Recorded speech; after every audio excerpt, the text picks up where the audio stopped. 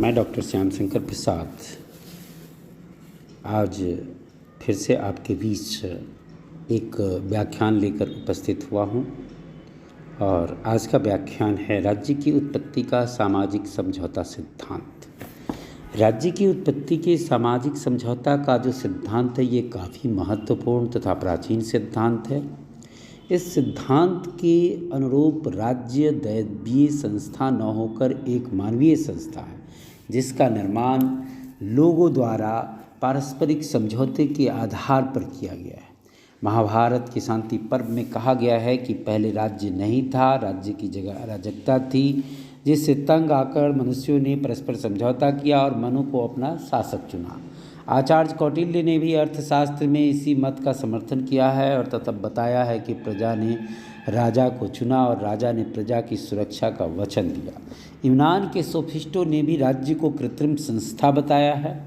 इसके साथ ही इपिक्यूरियन विचारकों ने भी इसका समर्थन किया है तथा इस बात पर बल दिया है कि जनता ही राज्य सत्ता का अंतिम स्रोत है। ये 16वीं सदी से 17वीं सदी में ये विचार काफ़ी लोकप्रिय हुआ था। रिचर्ड हुकर सर्वप्रथम वैज्ञानिक रूप से समझौते की व्याख्या करते हैं, लेकिन इस सिद्धांत का वैज्ञानिक और विधिवत रूप से प्रतिपादन हॉब्स लॉक और रूसो तीन संविदावादी विचारकों द्वारा किया गया।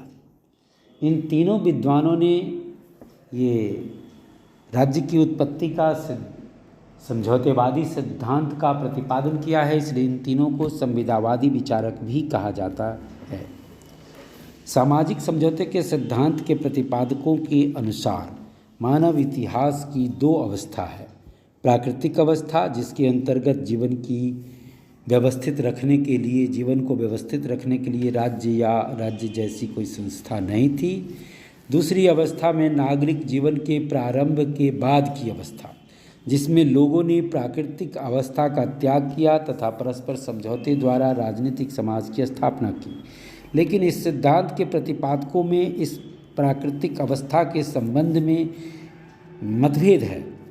कुछ इसे सामाजिक तथा कुछ इसे पूर्व राजनीतिक अवस्था बताते हैं, लेकिन तीनों विचारक राज्य की उत्पत्ति से पूर्व की अवस्था को प्राकृतिक अवस्था बताते हैं तथा समझौते द्वारा राज्य की उत्पत्ति और प्राकृतिक अवस्था की समाप्ति की बात कहते हैं।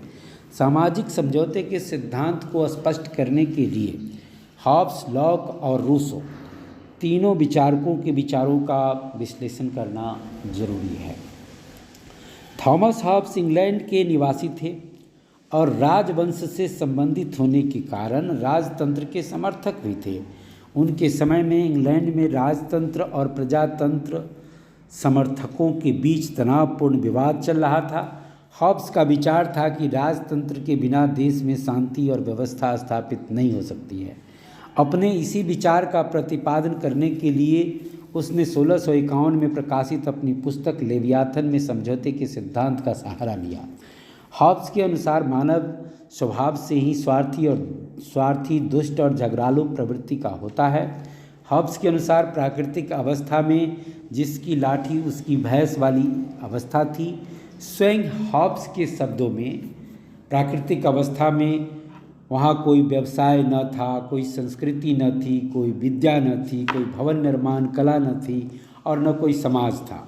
मानव जीवन असहाय, दीन, मलिन, पाशविक और अल्पकालिक था, अर्थात प्रत्येक मनुष्य के लिए दूसरा मनुष्य शत्रु था और सभी भूखे भेड़ियों के समान एक दूसरे को निगल जाने को तत्पर रहते थे।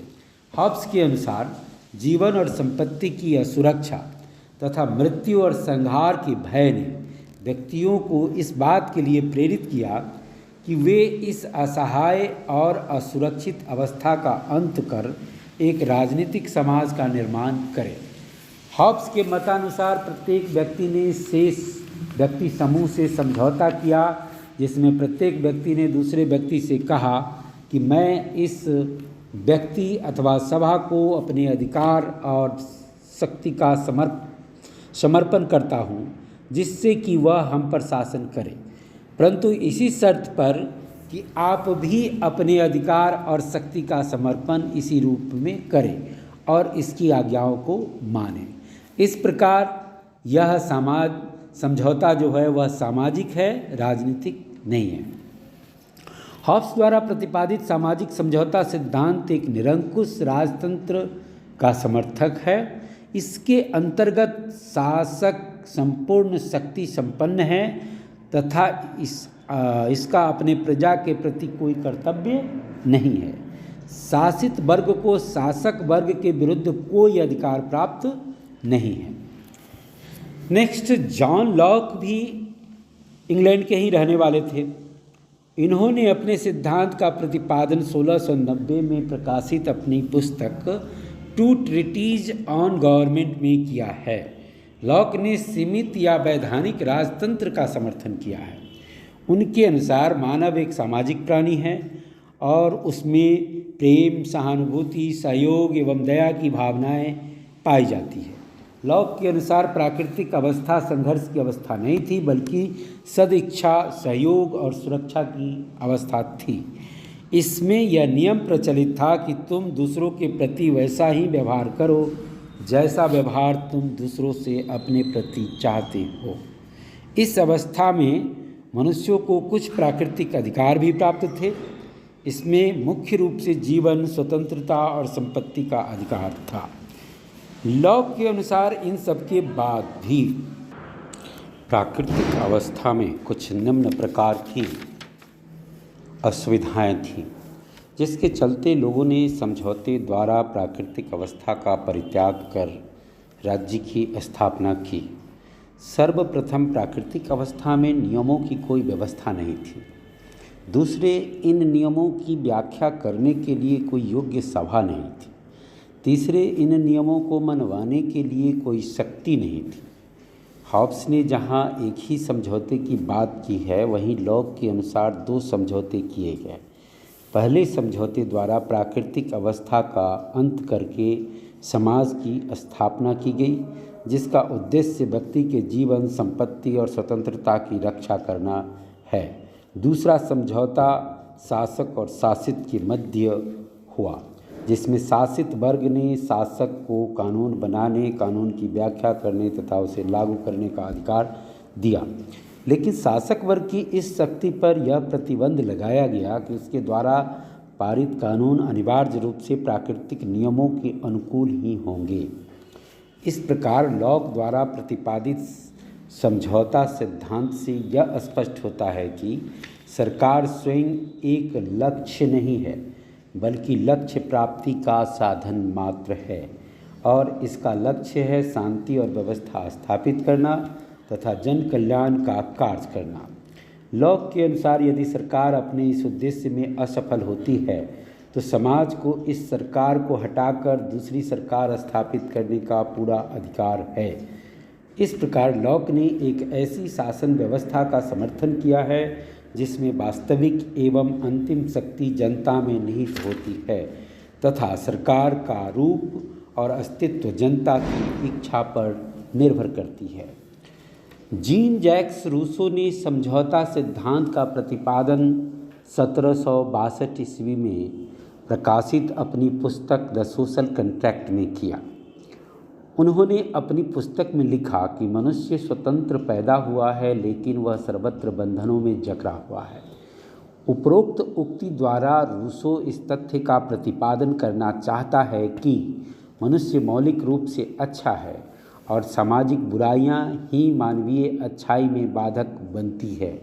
रूसो ने प्राकृतिक अवस्था में मानव स्वभाव का वर्णन करते हुए उसे आदर्श बर्बर कहा है, अर्थात व्यक्ति अपने आप में संतुष्ट था तथा परम सुख का जीवन व्यतीत करता था। यह अवस्था स्वतंत्रता, समानता और पवित्र तथा कपट रहित जीवन की अवस्था थी, लेकिन इसमें विवेक का अभाव था। कृषि के आविष्कार ने भूमि पर अस्थायी अधिकार, संपत्ति और तेरे मेरे की भावना को बढ़ावा दिया। प्रत्येक व्यक्ति अधिक से अधिक भूमि पर अपना अधिकार जताने लगे और इससे शांतिपूर्ण जीवन उनका भंग होने लगा। इस प्रकार प्राकृतिक अवस्था का आदर्श रूप नष्ट हो गया और युद्ध, संघर्ष एवं विनाश का वातावरण उपस्थित हो गया। ऐसी असहनीय स्थिति से छुटकारा पाने के लिए सभी व्यक्ति एक स्थान पर इकट्ठे हुए और उनके द्वारा अपने संपूर्ण अधिकार का समर्पण किया गया। लेकिन अधिकारों का यह समर्पण किसी व्यक्ति विशेष के लिए नहीं बल्कि संपूर्ण समाज के लिए किया गया। समझौते के फलस्वरूप संपूर्ण समाज की एक सामान्य इच्छा होती है। सभी व्यक्ति इस सामान्य इच्छा के अंतर्गत रहते हुए कार्यरत रहते हैं। इस प्रकार रूसो के अनुसार समझौते द्वारा ऐसे लोकतंत्रीय समाज की स्थापना की गई जिसके अंतर्गत संप्रभुता संपूर्ण समाज में निहित होती है और यदि सरकार सामान्य इच्छा के विरुद्ध शासन करती है तो जनता को ये पूरा अधिकार है कि वह उसे हटा दे। समझौता सिद्धांत 17वीं और 18वीं सदी में काफ़ी लोकप्रिय रहा है। फिर भी अनेक राजनीतिक विचारकों ने इस सिद्धांत की कड़ी आलोचना की है। अंग्रेज दार्शनिक ह्यूम ने घोषित किया कि शासक और शासितों के आधार पर समझौता असंगत है तथा इसका कोई ऐतिहासिक प्रमाण नहीं मिलता है। ब्लंट्सली इस सिद्धांत को अत्यधिक भयंकर कहते हैं तो ग्रीन इसे कपोल कल्पना बताते हैं, जबकि बुल्जे ने इसे सरासर झूठा बताया है। ऐतिहासिक दृष्टि से समझौता सिद्धांत एक गल्प कथा मात्र लगता है, क्योंकि इतिहास में इस बात का कहीं भी कोई उदाहरण नहीं मिलता है कि आदिम मनुष्यों ने समझौते के आधार पर राज्य की स्थापना की। यह सिद्धांत प्राकृतिक अवस्था और सामाजिक अवस्था जैसे दो कालों में इतिहास को बांट देता है। यह काल विभाजन भी सही नहीं है। इस सिद्धांत के अंतर्गत राज्य को एक ऐसे संगठन के रूप में चित्रित किया गया है जिसकी सदस्यता ऐच्छिक हो, लेकिन राज्य की सदस्यता ऐच्छिक नहीं होती है बल्कि अनिवार्य होती है। इस सिद्धांत के अनुसार राज्य का निर्माण मनुष्यों ने किया है, लेकिन वास्तव में राज्य एक कृत्रिम संस्था नहीं बल्कि प्राकृतिक संस्था है और क्रमिक विकास का परिणाम है। ग्रीन ने इस सिद्धांत की आलोचना करते हुए बताया है कि यह प्राकृतिक अवस्था में किया गया समझौता वैध नहीं है, क्योंकि समझौते को वैध होने के लिए यह जरूरी है कि उसके पीछे राज्य की स्वीकृति का बल हो। इस सिद्धांत के अनुसार किया गया समझौता वर्तमान समय में मान्य नहीं हो सकता, क्योंकि कोई भी समझौता जिन लोगों के मध्य होता है उन्हीं पर लागू होता है। अज्ञात समय में अज्ञात लोगों द्वारा किया गया समझौता वर्तमान समय के लोगों पर लागू हो यह कानूनी दृष्टि से मान्य नहीं है।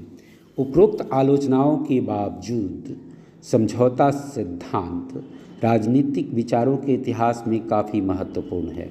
सर्वप्रथम इस सिद्धांत ने राज्य की उत्पत्ति के दैवीय सिद्धांत का खंडन किया और राज्य के संबंध में विवेकपूर्ण दृष्टि प्रदान की।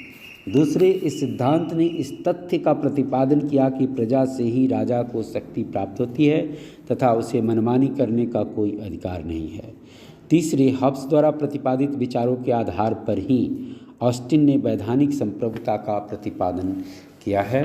तो इस प्रकार समझौता सिद्धांत राज्य की उत्पत्ति के संबंध में काफ़ी महत्वपूर्ण है। आज के व्याख्यान में इतना ही। धन्यवाद।